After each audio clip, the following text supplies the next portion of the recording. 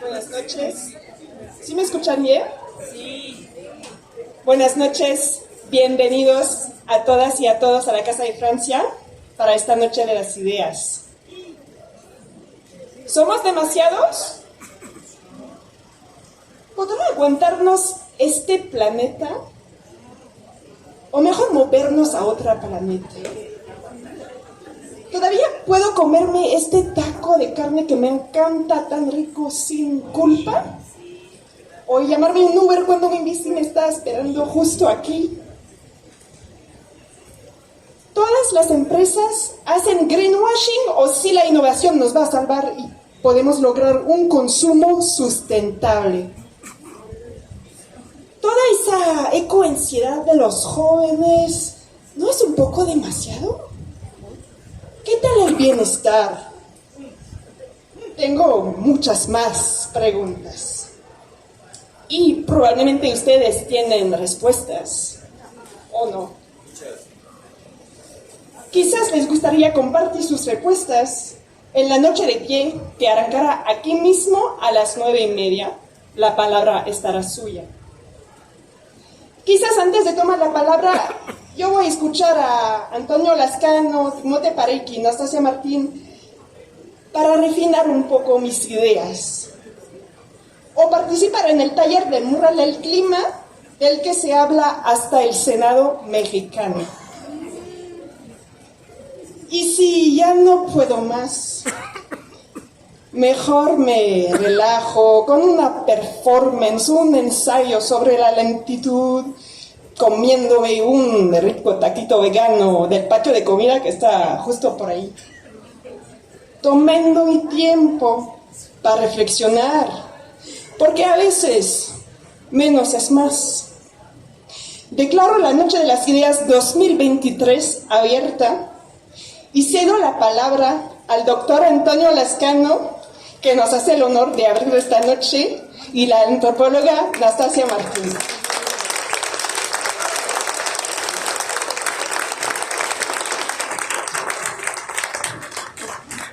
Doctor, le dejo la palabra para su conferencia inaugural, Los sonidos de la primavera, homenaje a Rachel Carson.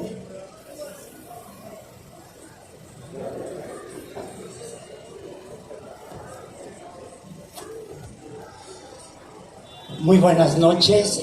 Yo quisiera comenzar agradeciendo muy sinceramente a mis amigos del IFAL, de la Embajada Francesa, a los que no pertenecen a ninguna de esas instancias, su presencia, la posibilidad de estar aquí. Y quisiera recordar una frase que siempre me ha encantado de Goethe, que decía que uno tiene dos países, el país donde nace y Francia. Y creo que eso es absolutamente cierto cuando uno habla de cultura.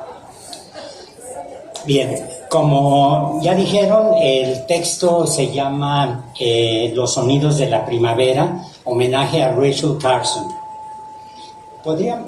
Muchas gracias. Además del talento de los creadores, ¿qué hay atrás de obras maestras como las fotografías de Dorothea Lange, la autora de esa foto, y de las novelas de John Steinbeck? Como resultado de una sequía de una intensidad nunca vista que comenzó en 1930 y que se fue prolongando cada vez más, los pobladores de las llanuras del sureste estadounidense comenzaron a ver con alarma cómo la falta de agua malograba sus cosechas de trigo, mataba de sed a sus animales y los suelos de sus granjas eran arrastrados por vendavales cada vez más intensos. Durante 10 años, las grandes tormentas del polvo el llamado Dust Bowl despoblaron las planicies de Nuevo México, de Texas, de Oklahoma, de Kansas, de Montana, de las 2 Dakotas, y dieron origen a uno de los grandes éxodos del siglo XX. ¿Cómo traducir al francés o al español la expresión Dust Bowl, cuenco de polvo, cuenco de tormentas, para que conserve la fuerza que tiene en inglés? La descripción de la transformación de lo que fue una próspera zona agrícola en una inmensa llanura despoblada, en donde los vientos oscurecían el cielo, secaban los pulmones marchitaban la tierra y quemaban la piel, asesinando a miles y miles de personas. Los pequeños agricultores empacaron sus bienes y abandonaron las praderas para desplazarse hacia el oeste, solo para descubrir al llegar a California que el exceso de oferta había abatido el precio de la mano de obra. El mercado es un mecanismo eficaz, escribió Octavio Paz en 1990, pero como todos los mecanismos no tiene conciencia y tampoco misericordia. Una imagen dice más que 1000 palabras, y esa falta de misericordia se refleja en la extraordinaria serie de fotografías del estadounidense Dorothea Lange, que capturó uno de los testimonios más intensos y perdurables de esa década trágica. Ninguna fotografía posee una belleza tan terrible y estrujante como la que Dorothea Lange tituló Madre Migrante, que es la que están ustedes viendo, una de las imágenes más perturbadoras y extraordinarias que jamás se hayan hecho. Una mujer de piel enjuta, expulsada de su hogar junto con sus hijos por el polvo, la sequía y la pobreza, se asoma a un porvenir incierto con la intensidad de una Madonna doliente. No soy más que un dolor cubierto de piel, escribió John Steinbeck en su extraordinaria novela Las Viñas de la Ira, publicada en 1939. Al igual que la mujer de la fotografía, los personajes de Steinbeck dejan Oklahoma huyendo del polvo y la sequía y emigraron a California, en donde descubrieron que la voracidad de los bancos los había convertido en extraños en su propio país. En los ojos de los hambrientos hay una ira que va creciendo, escribió Steinbeck. En sus almas las uvas de la ira van desarrollándose y creciendo, y algún día llegará la vendimia. En estos tiempos de grandes inmigraciones, la obra de Lange y Steinbeck adquieren una vigencia dolorosa y nos obligan a recordar a los muertos de Ciudad Juárez y a la mezcla de desdén y maltrato con la que recibimos a quienes llegan a nuestro país huyendo de la violencia, la represión y la pobreza. Comprendemos muy bien el origen de la tragedia colectiva de las crónicas de Dorothea Lange y John Steinbeck.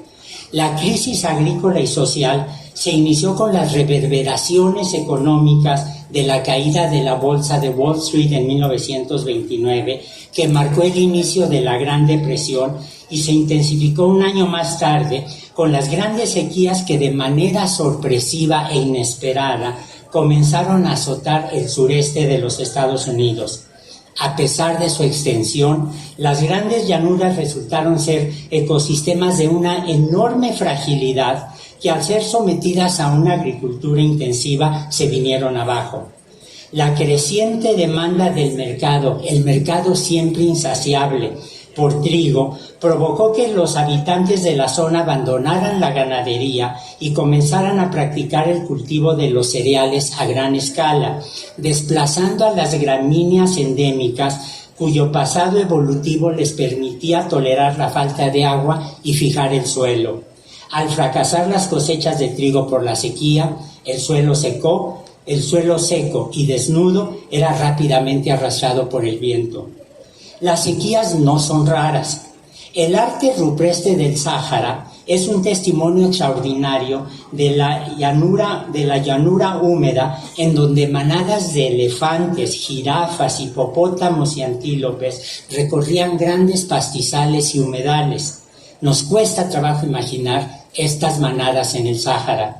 Sin embargo, hace unos 5,000 años comenzó una época de secas de proporciones catastróficas que modificó el paisaje y llevó al despoblamiento de los grandes mamíferos. También favoreció que los mosquitos transmisores de virus como el de la fiebre amarilla y el del paludismo, que antes proliferaban en los humedales, se adaptaran a los reservorios de agua de los poblados humanos y se acostumbraran a la sangre humana. No podemos atribuir todas las tragedias ambientales y las pérdidas masivas de biodiversidad a la actividad humana, pero la realidad es terca. En un mundo cada vez más empequeñecido por la globalización, Todo desastre ecológico es una tragedia individual y colectiva. La catástrofe narrada en la obra de Dorothea Lange y de John Steinbeck resultó de la combinación letal de fenómenos naturales con el desconocimiento del manejo respetuoso de los ecosistemas. Empobrecida por los efectos devastadores de la Gran Depresión, en 1935 Rachel Carson, una joven de 28 años que combinaba su enorme talento literario con un profundo interés en la oceanografía, se vio obligado a abandonar sus estudios universitarios para trabajar y sostener a su familia, que estaba formada por su madre anciana, una hermana con problemas de salud muy severos y 2 sobrinas. Tuvo la buena suerte de encontrar un empleo como limnóloga, especialista en suelos, en sedimentos marinos y acuáticos, en el Departamento de Pesquerías de los Estados Unidos, combinando el trabajo de campo con la escritura de folletos y guiones para la radio sobre la mar. Amaba el océano y sus criaturas, pero como lo hizo notar recientemente Rebecca Jiggs, no era buena nadadora y la única vez que buceó, su fascinación científica y estética estuvo acompañada de una enorme incomodidad física y emocional. Cronológicamente, Rachel Carson pertenece a una de las generaciones más notables de escritores estadounidenses, incluyendo a William Faulkner, a Lillian Hellman, a Truman Capote, a Mary McCarthy y a muchos más. Pero Rachel Carson se decantó rápidamente por el ensayo científico, como lo muestra su espléndida trilogía sobre los océanos y las criaturas submarinas, en donde el ritmo de sus narrativas y el uso precisos de analogías y metáforas alcanzó niveles excepcionales. Las dimensiones de los océanos nos hacen creer que son infinitos. No lo son, como lo comprendió rápidamente Rachel Carson, que subrayó en forma pionera los daños provocados por la contaminación y la sobreexplotación. Percibió muy rápidamente los riesgos del DDT, ese insecticida que ya no usamos, pero cuyo uso se popularizó en forma desmedida al terminar la Segunda Guerra Mundial. Sin embargo, los editores no aceptaron las propuestas que les hizo para escribir sobre los riesgos de los insecticidas. Las sospechas de Rachel Carson sobre los efectos de estos compuestos se reavivaron en 1958 al recibir la carta de otro amigo naturalista que se lamentaba de la muerte de gaviotas, arrendajos, oropéndolas y otras aves de Massachusetts provocada por el uso desmedido de grandes cantidades de DDT. Al igual que otros compuestos organoclorados, el DDT fue sintetizado desde el siglo XIX, pero sus propiedades insecticidas no fueron descubiertas sino hasta 1939, justo antes de la Segunda Guerra Mundial, y su uso en hospitales, campamentos y cuarteles durante el conflicto bélico permitió salvar miles de vidas. Como lo ha señalado la American Chemical Society, al terminar la guerra el uso del DDT comenzó a ser promovido comercialmente con tal eficacia que su producción industrial tan solo en los Estados Unidos pasó de 4,000 toneladas en 1944 a 80,000 toneladas en el año de 1963.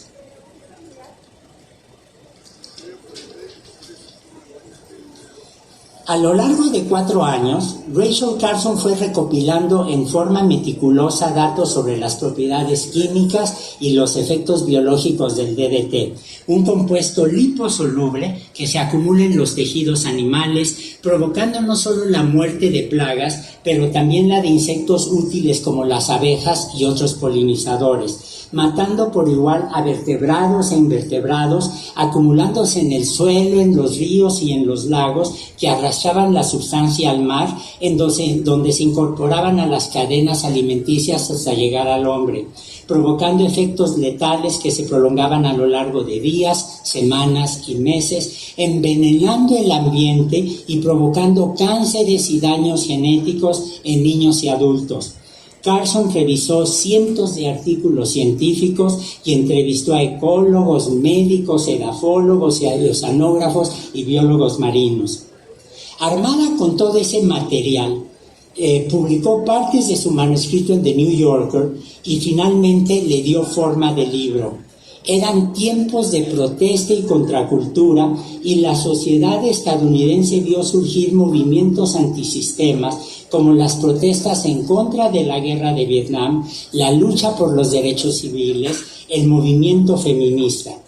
En abril de 1962, Linus Pauling, Premio Nobel de Química y después de la Paz, marchó acompañado de muchos científicos frente a la Casa Blanca para exigir el fin de los ensayos nucleares, y unos meses más tarde Rachel Carson publicó su libro titulado La Primavera Silenciosa, un título que parece más un verso de un poema en defensa del medio ambiente que otra cosa. El impacto de la primavera silenciosa fue extraordinario y en más de un sentido representa el punto de partida de los movimientos ambientalistas en los Estados Unidos. Como lo ha reconocido la American Chemical Society, que al principio dio cabida a críticas feroces en contra de Rachel Carson, un mes después de haber aparecido en la primavera silenciosa, William J. Darby, uno de los grandes expertos en nutrición, publicó en Chemical and Engineering News una reseña virulenta titulada Silencio, señorita Carson. Deje de hablar el sonido de la primavera silenciosa, y cállese usted, en donde con una hazaña extraordinaria la criticaba, lo cito, por no adoptar los puntos de vista de científicos responsables y dotados de una perspectiva intelectual sólida, y sugería que la obra de Carson fuera ignorada no solo por la sociedad en general, sino también por los políticos, las universidades y los líderes académicos. El gran capital reaccionó con un encono extraordinario. Muy pronto los ataques se multiplicaron acusándola de ser una solterona amargada, rodeada de gatos, sin grandes grados académicos y alejada de toda actividad científica. La valentía, serenidad e inteligencia de sus respuestas siguen siendo admirables.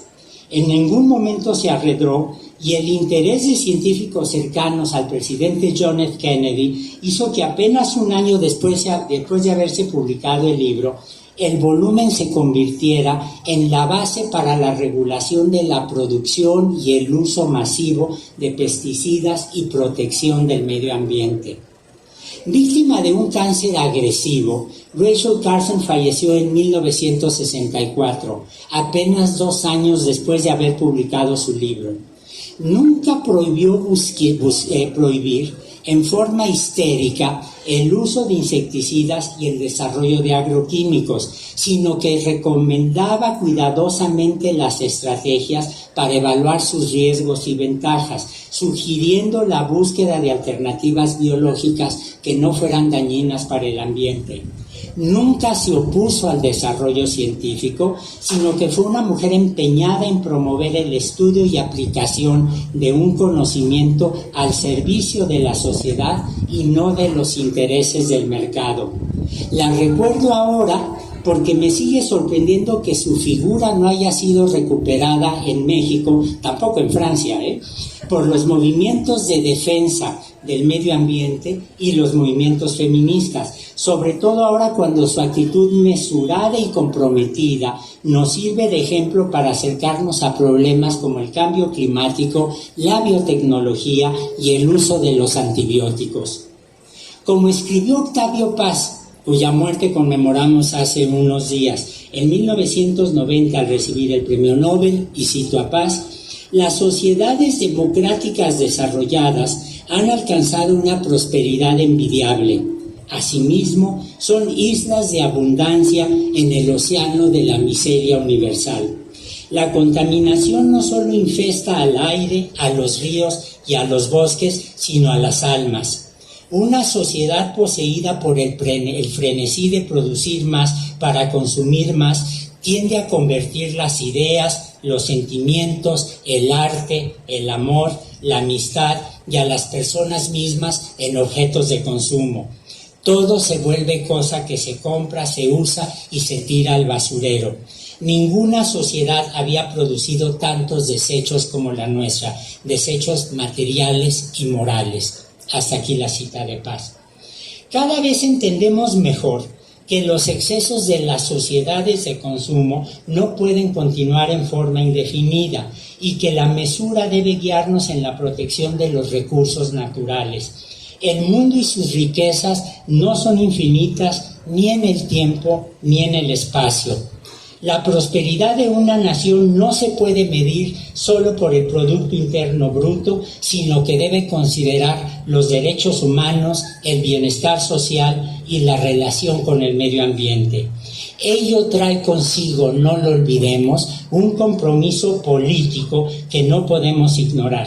Por ello, en este homenaje a la obra de una mujer extraordinaria, quisiera concluir recordando a las decenas de defensores anónimos del ambiente que en muchos países en desarrollo han sido asesinados por oponerse a la tala de bosques, al tráfico de especies, a los grandes proyectos mineros o turísticos, a la desaparición de la biodiversidad. Debemos evitar que el silencio y nuestro olvido cubra sus tumbas. Muchas gracias.